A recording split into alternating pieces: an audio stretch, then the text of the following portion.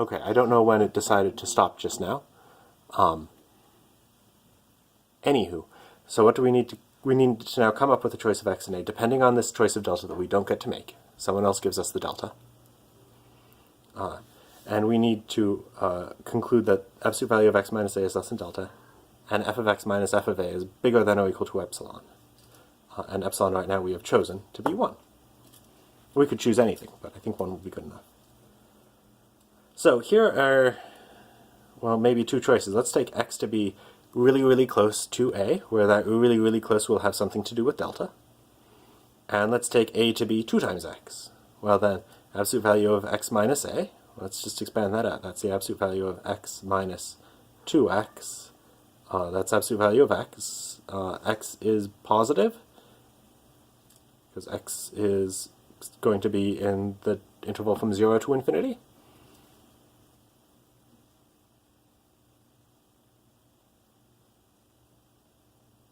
So I guess our choice of x will need to satisfy that.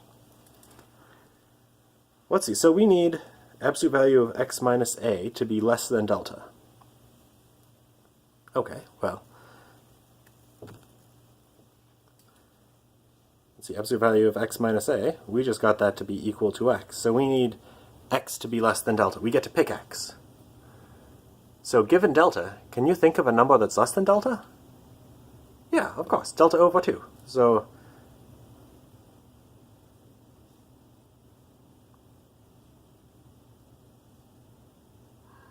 if x is less than or equal to delta over 2, then we're good to go. So let's just assume x is less than delta over 2. That'll be built into our definition of x.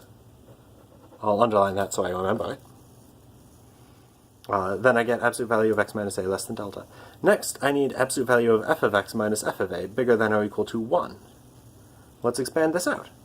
Absolute value of f of x minus f of a, that's exactly equal to 1 over x minus 1 over a. But I know what a is. A is 2 times x. That's 1 over x minus 1 over 2x. And that's 1 over 2x if you simplify it out. So I need this to be less than, nope, bigger than or equal to epsilon. And let's see what I need to guarantee that. So I'll do this in the margins. So let's see, if I take 1 over 2x, and this epsilon is just 1. Take 1 over 2x, bigger than or equal to 1, and I solve that. Well, what'll I get? So I'll move the 2 to the other side. Nope, I'll just move the x to the other side, multiply both sides by x. I'll see 1 over 2 should be bigger than or equal to x.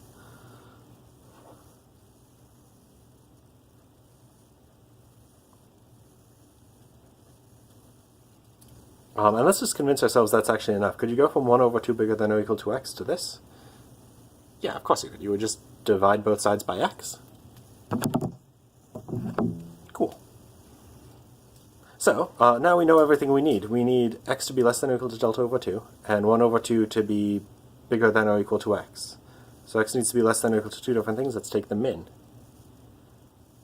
of delta over 2 and 1/2. Whichever is smaller. Cool, so now let's just read through that. We came up with a choice of epsilon, 1. We considered any delta. We came up with a choice of x equal to the min between delta over 2 and 1, and a choice of a. Then we checked that the absolute value of x minus a is less than delta. In fact, we got it to be less than or equal to delta over 2. And we got the absolute value of f of x minus f of a bigger than or equal to 1, which was epsilon. Thus, what have we shown? We've shown that there exists an epsilon, such that for every delta, there exists an a and an x, such that absolute value of x minus a is less than delta, and absolute value of f of x minus f of a is bigger than or equal to 1. This function is not uniformly continuous.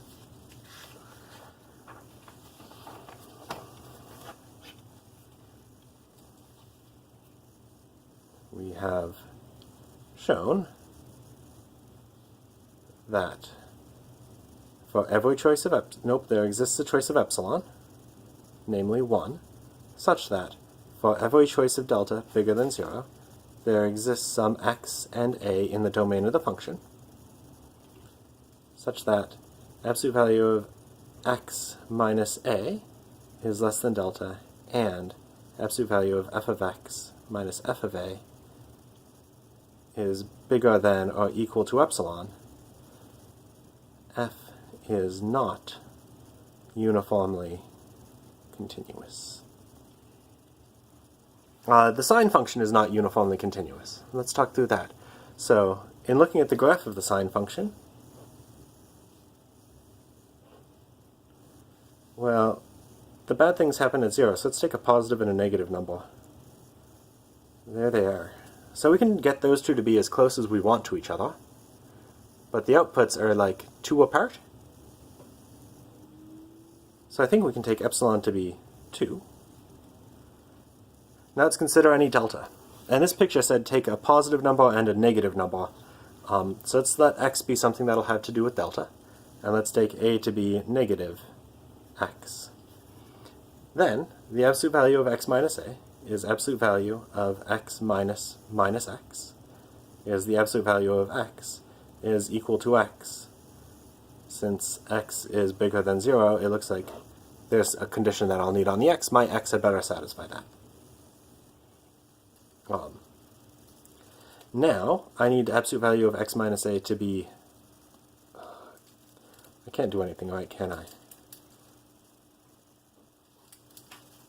That's absolute value of 2x, which is 2x, since x is bigger than 0. Cool. So if 2x is less than epsilon, less than delta, then I'm happy. Since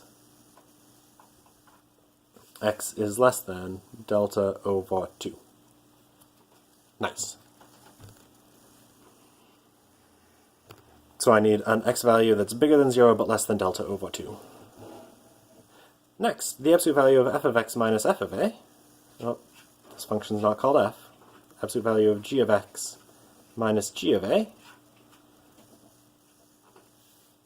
Let's see, if x is bigger than 0 and a is negative x, then that's 1 minus 1, which is 2. And here what am I using? I'm using that x is bigger than 0, and a, which is negative x, is less than 0. So since this 2 was equal to epsilon, we complete our proof. So let's just look at what we need. We need x to be less than delta over 2. Can you think of a number less than delta over 2? How about delta over 3? Cool. So there's some examples of proofs of things not being uniformly continuous. Let's think about how you could prove some things are uniformly continuous. The linear function stuff was maybe too easy. We did that in class and I think everyone followed it, so maybe I'll just give you the choice of delta in case you're watching this from scratch, though I don't know why you would be. So let's do something more interesting. Let's consider the function f of x equal to 1 over x, which is not uniformly continuous on the interval from 0 to infinity. I claim it is uniformly continuous on the interval from 1 to infinity. And let's see why. Let's consider any epsilon bigger than 0. Let's let delta be something that I get to pick. So I need to prove that for every epsilon, there exists a delta such that for every x and a, something happens. So I get to pick delta. So let's assume the absolute value of x minus a is less than delta, and then expand out what f of x minus f of a is. Well, that'll be absolute value of 1 over x minus 1 over a. And something weird happened with the recording, so you might be watching this from scratch. That's the same thing as absolute value of a minus x over a times x. But a and x are both positive, right? They're both bigger than or equal to 1.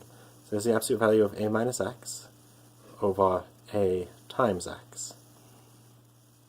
Oh, but notice, not only are they bigger than 0, they're actually bigger than or equal to 1. So, let's see, that's less than delta, because a minus x is less than delta. A is bigger than or equal to 1. X is bigger than or equal to 1, since... Let's put all the justification over here. Since x is bigger than or equal to 1, a is bigger than or equal to 1, and absolute value of a minus x, same thing as x minus a, is less than delta.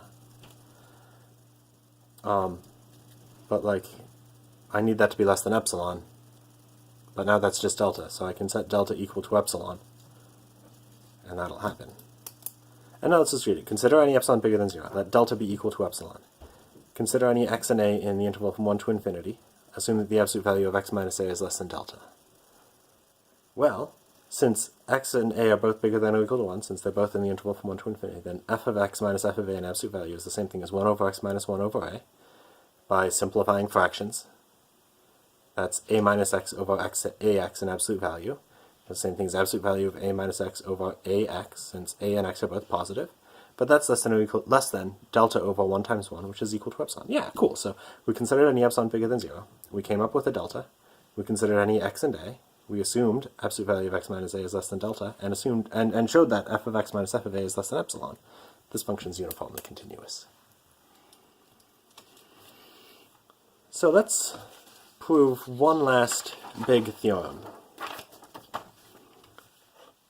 Let's prove that if you have a continuous function on a compact set, then that function itself is uniformly continuous. So compact sets are, I said they were somehow like the right analog of finiteness to get some results to hold. So let's prove that they're nice in the sense that continuity automatically gets promoted to uniform continuity. And let's see, so if you're watching this outside of the context of my analysis class, then you may have been given the correct definition of compactness, namely a set is compact if every open cover has a finite subcover. Now, in order to emphasize different things in my own class, I gave a different definition. I said a set is compact if it's closed and bounded, which the Heine-Borel theorem says is equivalent. So I'll use instead this closed and bounded point of view, and in fact more precisely, this sequential continuity point of view, sequentially compact point of view. So I'll try to translate compactness into sequences. So, let's suppose for the sake of contradiction that f is not uniformly continuous. Thus, what do we get to assume? We get to assume that there exists an epsilon bigger than 0, such that for all delta bigger than 0, there exists some x and a in the domain K, such that absolute value of x minus a is less than delta, and absolute value of f of x minus f of a is bigger than or equal to epsilon. So I'm going to play a game that I've played a fair amount in this class. I'm going to try to build a sequence worth of things out of this universal quantifier. So that delta can be any positive number I want. So let's see. Let's take that epsilon. For that fixed epsilon, I know something is true for every positive number delta. Let's grab a sequence worth of positive numbers, and let's pick the sequence that like gets really, really small. So I'll take 1 over n. There's more than one choice there, but 1 over n is kind of a canonical choice of sequences what converge to 0. Has to be positive. So by this assumption, I've picked that epsilon. Epsilon will always be that epsilon throughout this proof. I know something is true for every delta. There's a trace of delta. What do I know? I know there exists some x and a in K. Now different choices of delta give different choices of x and a, so you really get a sequence worth of them. You get a sequence worth of a's and a sequence worth of x's in K, such that absolute value of xn minus an is less than the choice of delta we made, and absolute value of f of xn minus f of an is bigger than or equal to epsilon. Cool. So this set K is compact, which, what's one thing that we proved? We proved that a set is compact if and only if, for every sequence of elements of this set, there exists a convergent subsequence whose limit is also in that set. So this xn is a sequence of elements of a compact set. So we see that there exists a subsequence x sub n sub k, which converges, but better than just converges, that would just be like Bolzano-Weierstrass if the sequence were bounded, converges to an element of k. Let's let x sub n sub k be that sequence. Let's let x in k converges to an element of k, be its limit. Let's let x be its limit. Well, xn minus an is less than delta n, which converges to 0. So we see, I don't know, by the squeeze theorem, I guess, 0 is less than or equal to that. Xn minus an must converge to 0. Xnk minus ank is a subsequence of a sequence which converges to 0, so it must converge to 0. And let's add one extra line. I also know right now that x sub n sub k converges to this number x. So x sub n sub k minus a sub n sub k converges to 0, and x sub n sub k converges to x. So a sub n sub k must converge to the same place as x sub n sub k.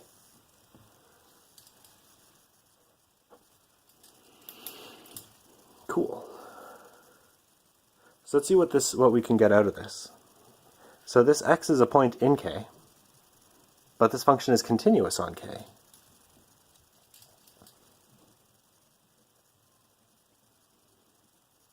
Well, there's a sequential formulation of continuity. A function is continuous if and only if for every sequence of elements of the domain which converge to an element of the domain, the limit of f of x sub n is the same as f of the limit of x sub n. So f of x sub n must converge to f of x. Similarly, f of a sub n sub k must converge to f of the limit of a sub n sub k, or f of x. But wait. That means that f of x sub n and f of a sub n get really close to the same number. If two different things get close to the same fixed number, then they get close to each other, so these two things have to get close. But I know that they don't get close. They stay at least this fixed constant epsilon apart. This epsilon is constant.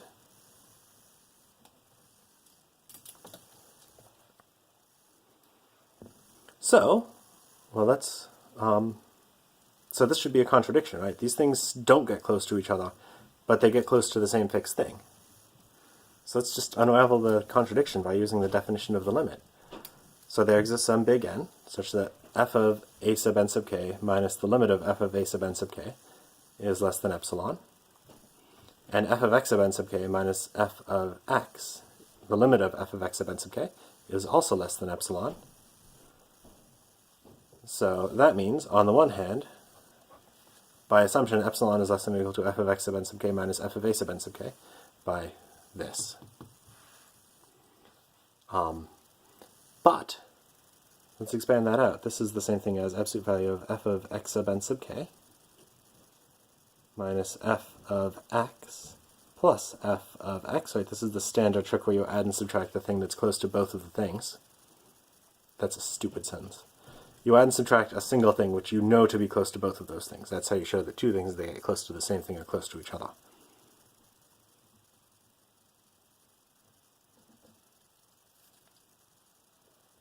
And, well, I mean, you know what I'm going to do. That's less than or equal to, by the triangle inequality, absolute value of f of x sub n sub k minus f of x plus the absolute value of f of a sub n sub k minus f of x. And in turn, that's less than epsilon plus epsilon, also known as 2 epsilon. So I conclude that epsilon is less than 2 epsilon. I was looking for a contradiction, though. This is not a contradiction. That is something I already knew to be true. But you also, like, we've encountered this situation enough that you know how to fix it, too.